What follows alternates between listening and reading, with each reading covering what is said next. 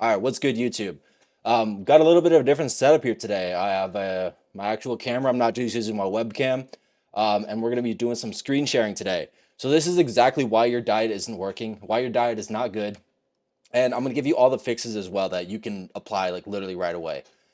Before we get into all that, I just want to make note here. So anything that is in red, we're gonna show you all the problems, detriments, and solutions. Um, this is what we're oops, this is what we're all going to be going over today. So we're going to look at the specifics on why your diet's not working, why it's a problem, and then the fixes as well. But yeah, without further ado, let's get right into it. Definitely take notes on this if you feel like you have a bad diet and that you're struggling to get in shape, either build muscle or lose fat. I definitely recommend you take notes on this one, or at least just focus, because there's a lot of good information in here. So you don't want to miss it. All right, first things first. How do you know if you have a bad diet? I've had people in my DMs. They've been saying, "Oh man, I feel like my diet's on point though," and I ask them a couple questions, and these are a lot of the things that they tell me. They tell me they can't concentrate, they have lethargy, they're not seeing the gains that they want, unwanted weight gain, and they're sick often. So if you experience these things, and there's plenty of other things that would be contributed to a shit diet. If you resonate with any of these points right here, that means you probably have a pretty shit diet and you need to get that on point and you need to pay close attention here. Now that we've determined that you do have a bad diet, let's get into the problems. What is causing the bad diet? So we'll start at the top here. So not tracking and incorrectly tracking. So this is a huge one. This is probably the most important one here, honestly, in my opinion. So a big one, eating before logging. Man, I had someone in my DMs having this issue earlier. They're like, man, how do I stop going over my calorie and macros for the day? And I asked them like, oh, okay, you're tracking your calories? They said, yeah. I was like, that doesn't really make sense then. So are you eating your food before you put it in the MyFitnessPal? He said, yeah. I was like, that's your problem. It's that like he just pretty much answered his own or solved his own problem right there. But anyways, very important. I thought it was pretty self-explanatory, but apparently not. Make sure you log your food before you eat it. Second guessing yourself. So if you're not tracking or you're tracking incorrectly, you're going to be looking at food and be like, can I eat that or not? Do I have the macros for the day? If I eat this, will I go over my calorie limit for the day? If you just track it into MyFitnessPal, you won't have to second guess yourself. So not using a food scale or app, again, big problem. I mean, this fixes here are pretty self-explanatory, but I'm going to go into a little bit more nuances as we get farther in the video. So aimlessly eating, this kind of goes back to second guessing. So you're aimlessly eating, you're just like, fuck it. It's just like intuitive eating, which if intuitive eating worked, then people would not be in the shape they're in, at least in America, I should say, because it's getting pretty bad out here. Anyways, yeah, aimlessly eating, you don't know how many calories or macros you're eating. Those are pretty much the detriments. So solutions, tracking calories and macros. I know you guys are like, what? I have to track my calories and my macros? Yeah, you do. I mean, you don't have to necessarily, but if you want to get the best results in the shortest amount of time, absolutely, 100%. I still track everything to this day, and I've been doing it for like 7 years. So what do you need for this? Food scale, 20, $10, $20 on Amazon. MyFitnessPal, literally free. I mean, you can there's ads on it, but yeah, it's free on your phone. Review nutrition labels. That's very simple. You just, get a food, look at the back. You can literally scan it into MyFitnessPal and then upload the macros and calories into MyFitnessPal and you just track everything like that. You got to understand serving sizes though, because I know sometimes they'll be like, I don't know, 150 calories per, I don't know, 150 calories per serving, but the serving size is there's like six serving sizes in like, I don't know, a bag of chips or something like that. So you look at the back, you're like, oh, only 150 calories. And it's like one of those small bags. So you think that it's 150 calories for the whole bag. But then you look and it says 4 or 5 servings per bag and you eat the whole thing. And next thing you know, you fucking just ate like 600-ish, 600 plus calories in a split second. So you got to understand serving sizes and nutrition labels. That's fundamental. And if you're tracking everything in MyFitnessPal, they sort of guide you on that as well. Consistency and longevity. So the one of the biggest fundamental things that you need to understand when you're tracking your calories and your macros, you have to be consistent with it. You can't be tracking your stuff off and on because say like one day you're in a surplus, then the next day you're in a deficit, and your goal is to lose weight, but your calories are very inconsistent and you just end up being at a maintenance level for the week when you were trying to be in a deficit. So if you're doing it, the more consistent you are with tracking your calories and your macros, the better results. Longevity. I kind of went over this earlier, but you want to do it. I do it honestly. I still do it to this day. I don't put everything in MyFitnessPal every single day because I eat the same thing every day.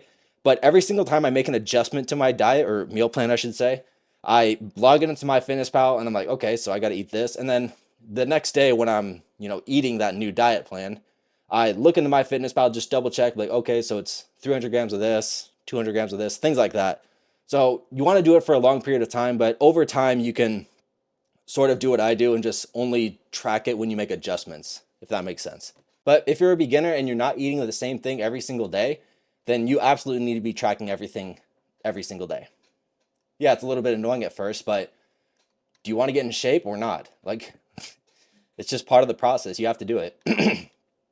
Know exactly how much to eat. So this is sort of just general guidelines for you guys. So if you want to lose fat, I recommend starting at around a 300 calorie deficit for fat loss.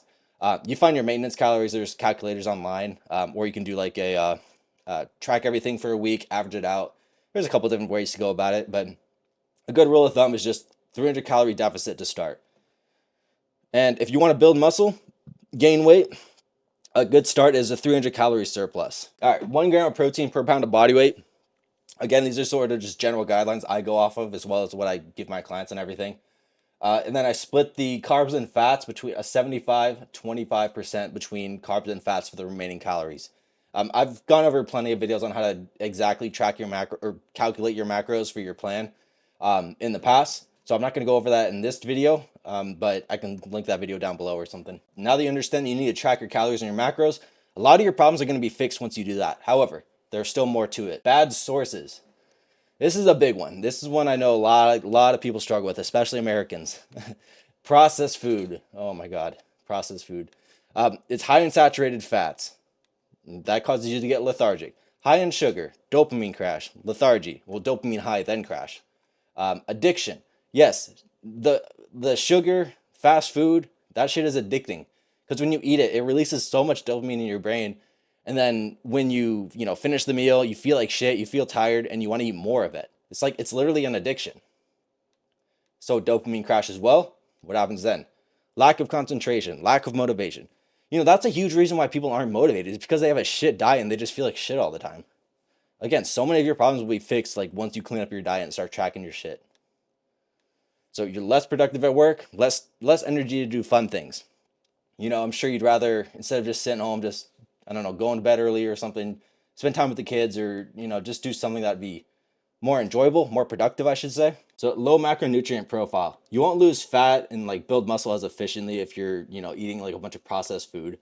I know some people, like when they bulk up, this is just a side tangent, but I know when some people like, oh, it's time to bulk, and they think all it is just getting as many calories down as possible. Which, yeah, you're gonna gain a fuck ton of weight doing that, but you're gonna gain way more fat and way more fat and way less muscle if you do it that way. And it's like I always see like the young guys doing it, which I mean I'm guilty. I used to do that too. Like when I was, I don't know, like 18, 19, that's what I was doing too, because I thought that was what you were supposed to do. But looking back, if I just did like what I'm doing now, I would have had way better physique earlier on.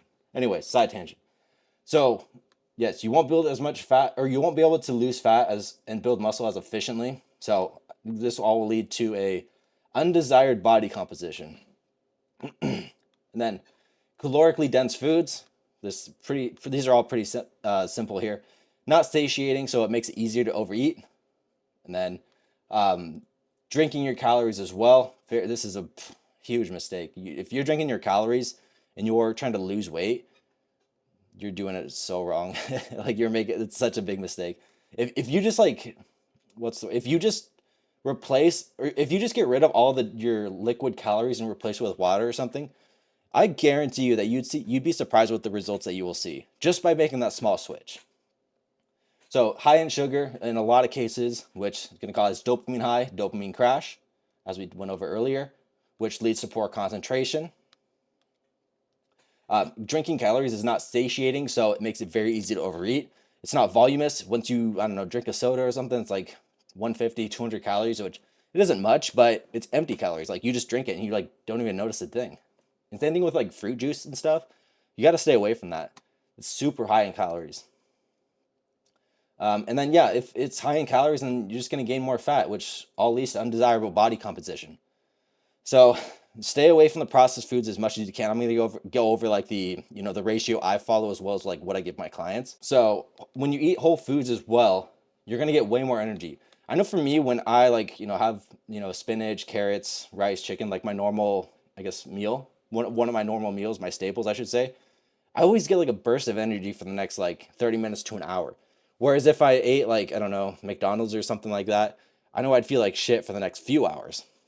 So when you get a burst of energy, you can be more productive at work, more time to do fun things.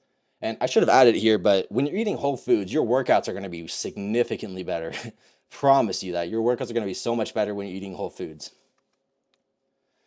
Low calorie dense foods as well. Whole foods are generally pretty low calorie. Obviously, there's some out there that are pretty high in calories, like peanuts or nuts, things like that.